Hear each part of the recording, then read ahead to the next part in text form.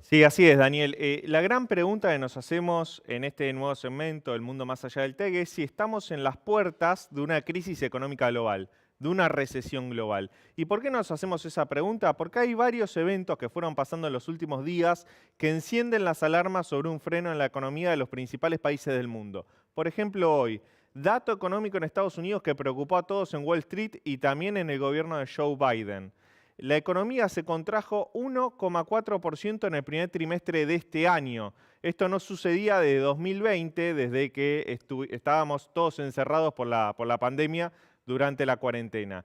Es un dato que preocupó mucho. El último cuatrimestre del año pasado la economía en Estados Unidos había crecido fuertemente, 6%, ahora se contrajo 1,4%. ¿Por qué está pasando esto? Básicamente porque la Fed, la Reserva Federal, está subiendo las tasas de interés para intentar contrarrestar la inflación. Recordemos, en Estados Unidos tenemos la inflación más alta de los últimos 40 años. Y eso está generando que la Fed suba las tasas de interés. De hecho, ya la subió en marzo, se espera que en mayo la suba a medio punto también.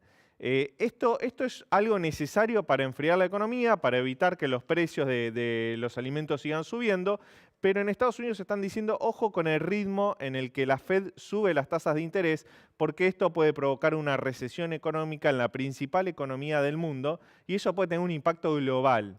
Eso es lo que está sucediendo en Estados Unidos, pero también hay luces de alarma en otros países. Vamos a China. ¿Qué está pasando en China? Bueno, China en este momento tiene cuarentenas en sus principales ciudades del mundo porque tiene una política de cero COVID.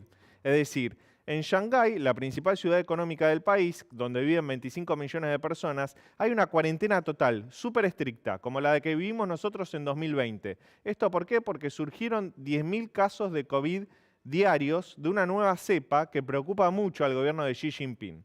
En Beijing también hay casos y también hay confinamientos selectivos. Entonces la preocupación es que China, la segunda economía global luego de Estados Unidos, tenga un desaceleramiento de su producción económica y eso impacte globalmente.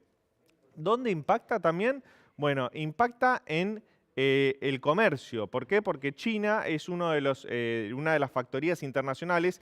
Tenemos muchos barcos con container y hay una crisis de suministro global porque esos barcos no pueden entrar a los puertos chinos justamente por esta política de cero COVID y de cuarentenas.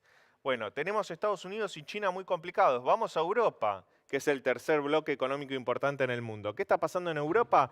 La guerra en Ucrania. La guerra en Ucrania, que parecía que se iba a terminar en pocos días, ya lleva más de 2 meses y tuvo un impacto muy fuerte en la energía y en los alimentos, en esos precios.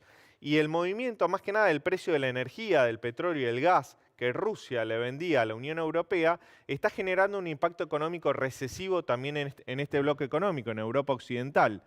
En este escenario, en el cual China, Estados Unidos y Europa tienen perspectivas económicas negativas para 2022, muchos economistas dicen, ojo, podemos pasar de un escenario de estanflación, que es estancamiento económico más inflación, a un escenario económico recesivo, de crisis económica global a fin de 2022. Justamente el Fondo Monetario Internacional hizo, Daniel, un informe económico de cuáles son sus proyecciones para este año y para el año que viene de las principales regiones y economías del mundo. Lo vemos en la pantalla. El mundo crecería este año un 3,6%. Estados Unidos un 3,7% según estas proyecciones. Zona del euro 2,8%. Oriente Medio y Asia Central 4,6%. Bueno, ¿cuál es la preocupación en este momento? La preocupación es que estas proyecciones queden desactualizadas y que el crecimiento económico sea negativo, principalmente de Estados Unidos, de China y de Europa.